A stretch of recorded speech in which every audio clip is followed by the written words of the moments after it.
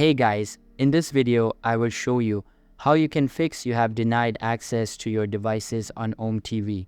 So make sure to watch the video till the very end. And let's begin. First of all, open any type of preferred browser on your PC or laptop and go to the Ome TV official website. Once you are here, make sure you sign in to your account and you will be sent to this page.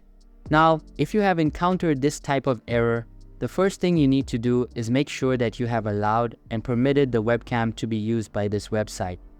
In order to do that, click on the camera icon at the top of the screen and then select Always Allow.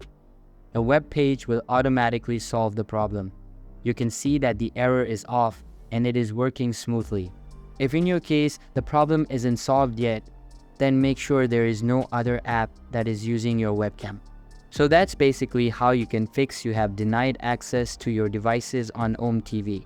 So that's all for this video. Hope you liked the video. Thanks.